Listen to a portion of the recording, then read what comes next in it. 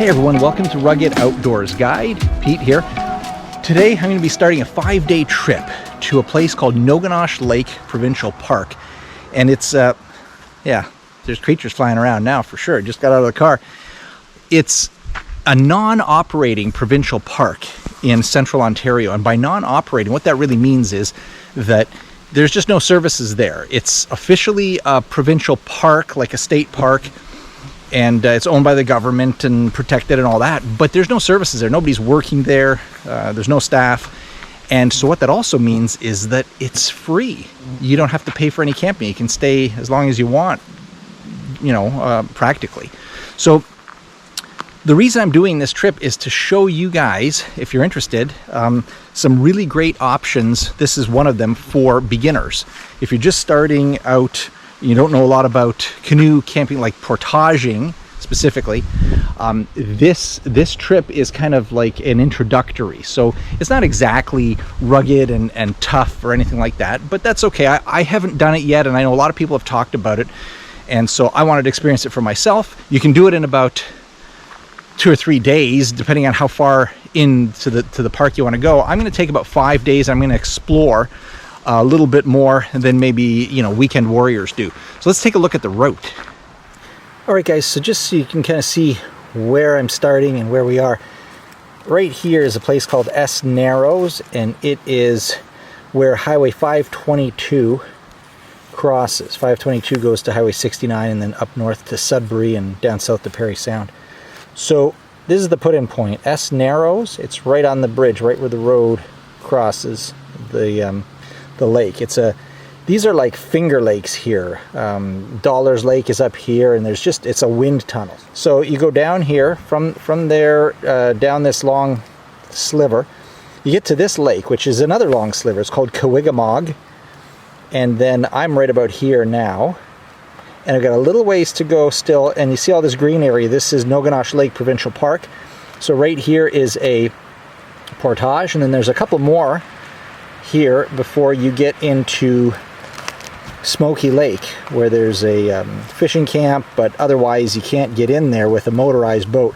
Here there's motorboats booting around every now and then. So then you can go way down into here, and you see the park. It extends like crazy around these lakes. So there's Last Lake, and there's Noganosh Lake, and then way down here is Island Lake.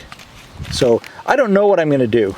We'll see how much time I have and what the weather's like. I'll definitely explore this whole area, and then I'll head back exactly the same way I came. Okay, so it's just after 4 o'clock, and I've got to get going because I want to find a place to camp. Don't know exactly where I'm going to camp exactly. I know there's some options, but it's all fun. It's all good. Have nothing else to do other than find a place to camp, and then I'll probably start fishing once I've set up camp, and I've got a bit of a place to call home. All right, so let's get at it.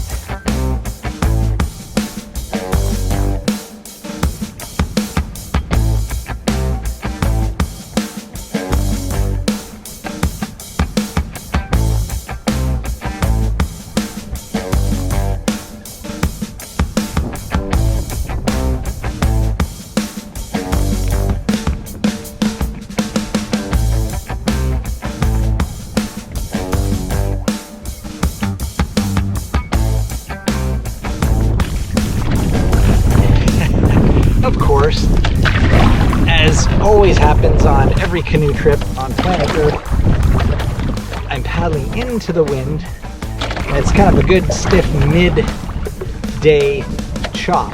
So I'm making slower progress than I thought, but that's okay. We'll get there, and we've got like almost nothing to do and all day to do it, right?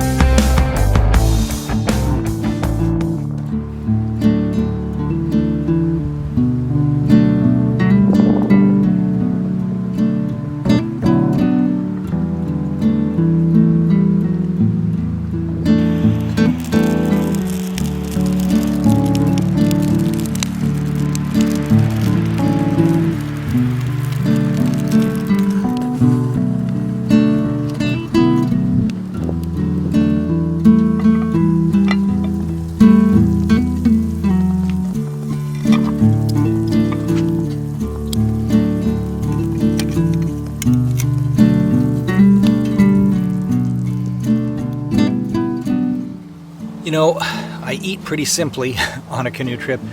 I don't like to bring the whole gourmet meals. You know, I don't do that whole thing that you see quite a bit on documentaries. I got nothing against it, but it's just a lot of work. So tonight I'm eating pretty simply. I've got knockwurst and naan bread and garlic, straight up. Just eat it like an apple. Mix it in with this stuff so it doesn't burn my mouth. That's good enough for me.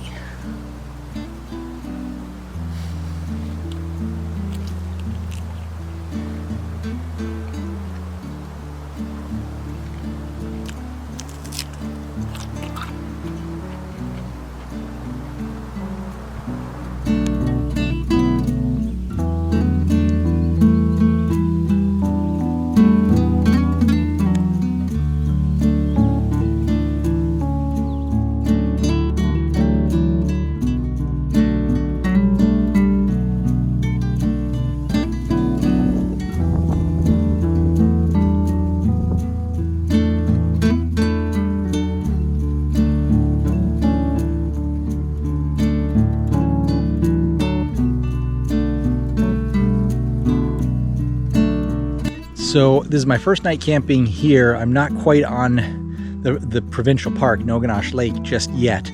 But you know that you're in a popular camping area when I've gone for a walk. I'm about 75 yards or meters from my campground or my my hammock, and I'm looking around. There is no dead wood. These trees are you know, the kind of the branches on these pines were just sort of sticking out, and they're as far up as you can reach.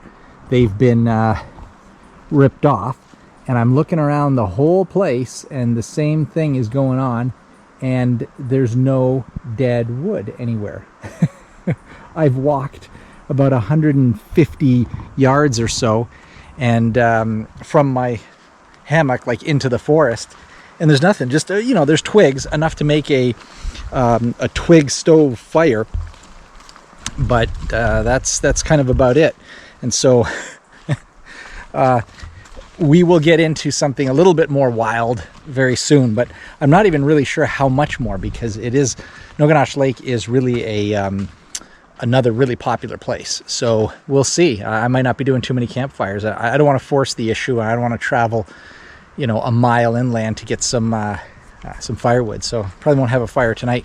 But that's okay. I'm tired. I've been traveling all day, using many forms of transportation, and it's time for me to hit the hay soon.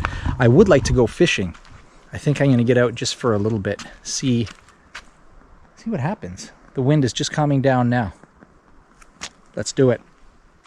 All right, so I am absolutely not catching anything. Been out here for about half an hour. Using a couple different things. Used a floating Rapala, and now there's rocks and cliffs all around me, and I'm using this little guy. And I actually did get I brought a bass to the boat, but it got away, and it was about twice the size of my lure, so not even worth a mention. But I do come on these trips, I don't know if I told you, but I just love fishing in an environment that's beautiful. I don't like fishing for the sake of fishing, like going out in the middle of the ocean or a Great Lake. What I really like is this sort of environment where I'm in a little long narrow bay with huge walls. I'm in the middle of it, and you can't see any water. You can see cliffs behind me, because it's only about 3 times as wide as my canoe is long. So just love this environment.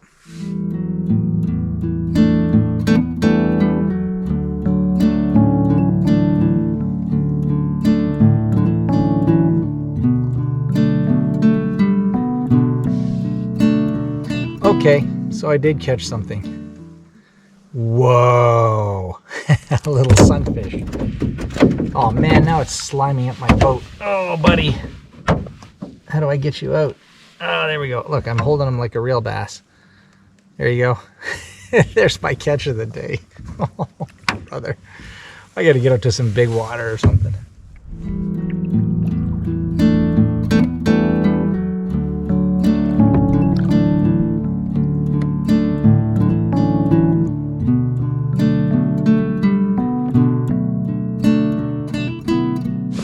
Okay, somehow, I'm not really sure how, but I must have left the zipper open on my hammock when I went out fishing, because there are like 200 mosquitoes in my hammock tent, and now I'm slapping them. Fun times, fun times. Excuse me while I take care of business here.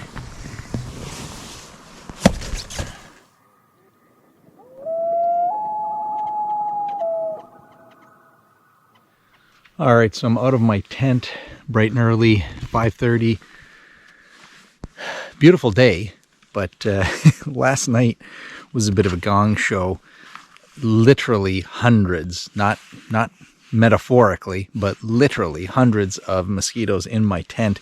I think I left the zipper open while I went out fishing, and they sensed that I was in there, and they just kind of gathered. And so spent hours trying to swat them. I just have a hard time sleeping with buzzing in my ear, and my hands are all itchy, and my feet, because they got me there. So anyway, it's all part of the experience, right? So I'm going to try to get a fairly early start, but don't really know how many kilometers I'll do today. But I will get into Noganosh Park, and that'll be the accomplishment. And then I might have to settle in for a couple of days, because I know that we've got some weather coming on Sunday, which is a couple of days from now. So anyway, gorgeous, just beautiful loons and sounds that I never hear in southern Ontario, ever.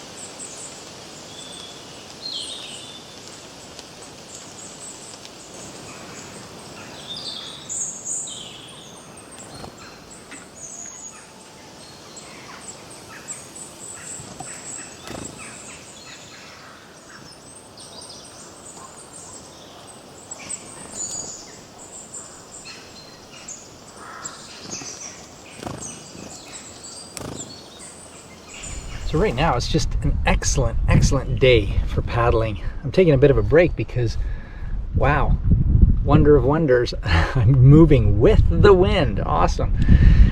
Guys, I'm about 10 minutes away from the portage into Smoky Lake, and I mentioned earlier, I think there's 3 portages, and just so you'll know why I mentioned that this is a great introductory portage kind of a trip for someone. The first portage is about 150 meters or so, and the second one, or that's, you know, just translate to yards, 150 yards. The next one, just a few minutes later, is 40 yards, and then the final one is 300 and about 20 or so. So none of them are particularly long, and those 3 portages get you into a lake where there are no motorboats and excellent fishing. And then from that point on, you can go like forever. I mean, almost literally, you can go for many days and still stay in the park. And then beyond that, you can still hit lakes that don't really have any motorboats. So anyway, it's a great deal if someone wants to come up to a Noganosh Lake Provincial Park. And I will see you on the first portage. I'll tell you how it goes. Ah, piece of cake. First portage. So I've got my food barrel and my canoe. That's it on the first leg. And then the second is the rest of everything else, which is just a huge dry bag and some stuff in my hands. And this is why we have to portage.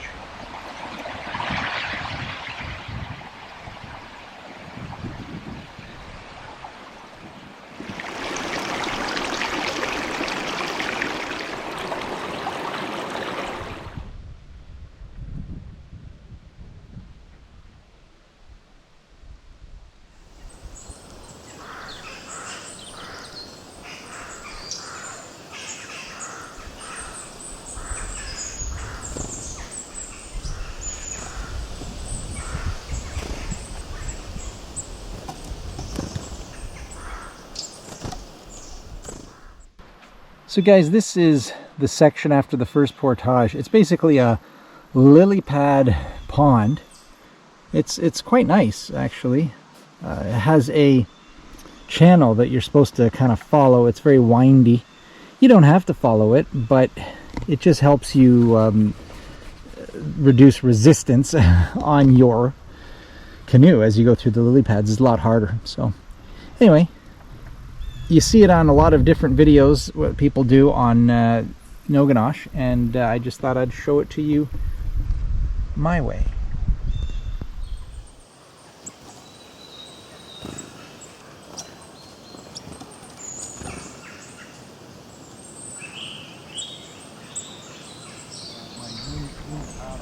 Yeah, right.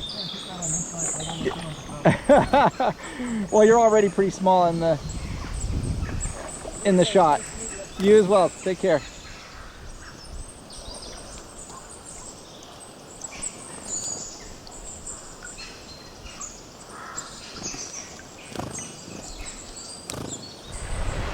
All right, so here's a bit of a surprise. It's a Beaver Dam pullover. So I'm guessing this is not the portage. Never actually done the trip, so I don't know where the takeout point is for the second portage. But let's try this. Let's see how it goes.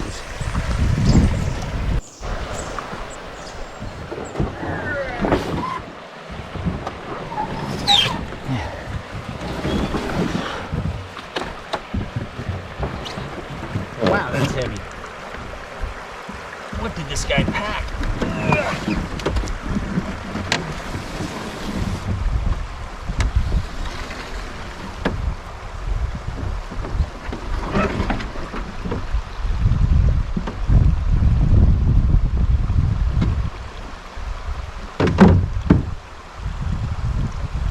Now how am I supposed to get in? Ah, great.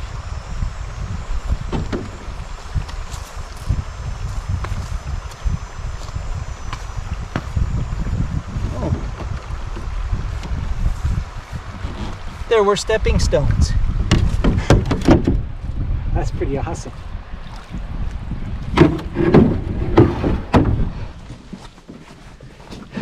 All right, so turns out that the 40-meter portage I told you about really isn't a portage at all. It was just that pullover, the Beaver Dam. I'm not sure in what case you have to portage, maybe if the water is super low. But anyway, I am on my last one and I see the water. So I am now ready to put into Smoky Lake. You know, steering through that maze of lily pads, staying on the track or the channel was pretty difficult given the canoe that I have, because it's a really well tracking canoe and it's made for lake tripping and not going through a maze where you're poking yourself into this little nook and that. But anyway, I met another fellow traveler and paddler on his way back to S Narrows where I started. So he'll be there in about 5 hours or so. Mosquitoes.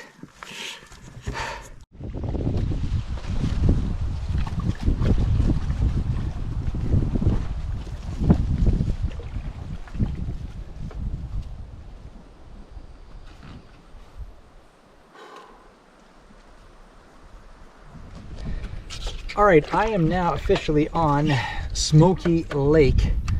Although I gotta tell you, it doesn't really feel like it. It feels like I'm on that windy lily pad creek. But I know I'm here. I just want to see a little bit more open water and a good campsite. Have a shore lunch. It's not even noon.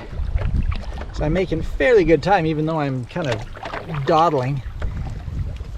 That's one good thing about this trip. You don't have to hurry. So that's why I say excellent for beginners.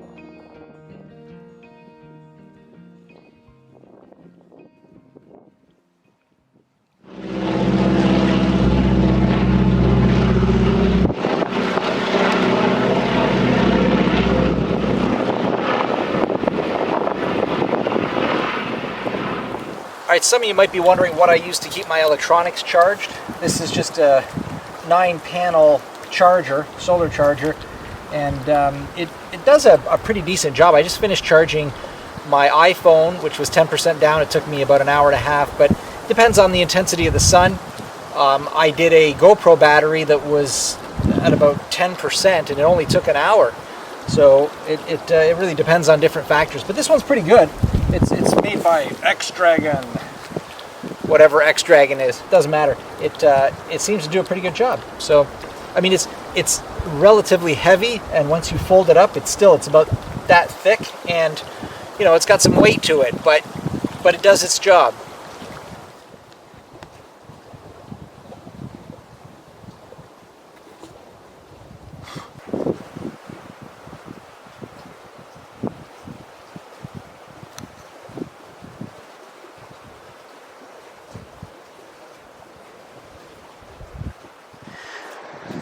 Well, I've kind of been hanging out, and I've had about half a day of rest at a campsite, about maybe a half an hour paddle down Smoky Lake from the portages, and I just kind of had a pain in my back earlier, and had a kind of a junky night last night, so it's been really refreshing. I feel a lot better now, and I'm going to get ready to make some supper and then head out for a bit of fishing, and then I'll call it a night. I'm going to make one more attempt to go as far as I can, I think, or almost, on a, maybe a 6-hour paddle south on Smoky Lake into Noganosh Lake, and then find a campsite that I might have to stay for an entire day because of bad weather.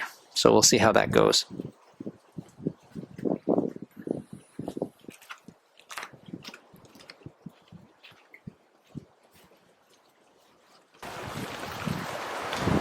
So I was able to find a bit of dead wood in the forest around here. Not a lot more than I found at previous campsites, and it seems to be fairly small. So it's been picked over as well, and it's good. I don't see anything fresh cut or anything like that. So, and by the way,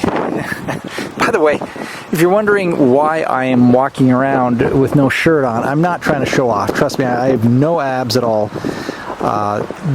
It's just ridiculously hot for being up north. I don't remember ever being in northern or even central Ontario and it being like this. It's just like southern Ontario. I don't know. I don't know what the temperature is, but I've been sweating much of today, and so I said to heck with the shirt. I've already been through 2 today, and a lot of my stuff is damp, and I don't like that. So too bad. You got to deal with me shirtless. Fine, stop watching if you want to, but you'll miss me cutting this wood for the fire tonight. Hey guys, I'm sitting in the forest now because I'm trying to record something, and it's a really windy day. It's really hard at the edge of the water. It's still windy up in here. But guys, I just want you to know that I was under the very much mistaken assumption that Noganosh Lake and Smoky Lake, because it's part of the Noganosh Lake Provincial Park system, and it's got all that green stuff around it like parks do, I made the assumption that there was no motorboats here. I don't know whether I made that up in my own head or whether I read it somewhere, I'm not sure, but it's not true. I've seen a couple of like a fishing boats, like from a camp, a lodge, just a like a little aluminum boat with like 9 horsepower or something like that. But then I've also seen a couple of houseboats. So I don't know where these people are getting access. Didn't see any cottages other than the hunt and fish camp that's on this Smoky Lake. But it's still a relatively rugged and wilderness experience, other than the odd boat. I've only seen like 2 today, and I've been here for about 8 or 9 hours. So it's not a horrible thing, but it's not maybe what you guys were thinking. I just don't want you to think that you'll be coming to a completely motor-free wilderness experience. Otherwise, it's all good, and it's free. Well, it's 8 o'clock at night, and most of the lake is still pretty windy, but I found a nice quiet spot here. So I'm fishing with a jig, curly-tailed jig. I'm just casting, and I've got a few strikes. Brought something sort of near to the boat, but don't even know what. Probably something really tiny. And of course, I don't even have that on video to show you for sure. That's what I'm using, the same one as I used yesterday, but it's just a jig. I've got enough lures, but I just, you know, if I figure if something's not going for that, it's probably not going to go for anything else. It's probably flawed logic. But man, it's just really nice and peaceful. I don't even care if I don't catch anything. I just like the environment and the process. Hey guys, you just missed it. I was talking to myself and I was saying, hey, Pete, how can you go wrong with a jointed Rapella? That's one of the classics from like when I was a kid. Still seems to do the job better than anything else I've been using in the last couple of days.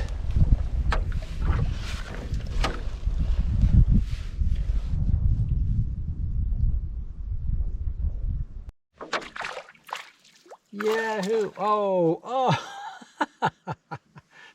Oh man! I can't even show you a fish. I lost a little smallmouth right at the boat, about 2 feet away. Oh, bugger. Another one. Maybe I gotta sharpen my hooks or something. Alright, so I got something on the line. I'm suspecting it's not very big because it's coming when I'm reeling. Maybe now it's just a lure. Oh. Yeah, remember that whole thing about not being very big?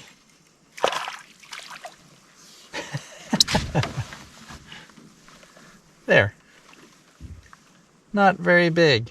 Wow. Wow. That's like a 6-inch long smallmouth bass. I feel like I should be doing a fishing mockumentary or something. Whoa.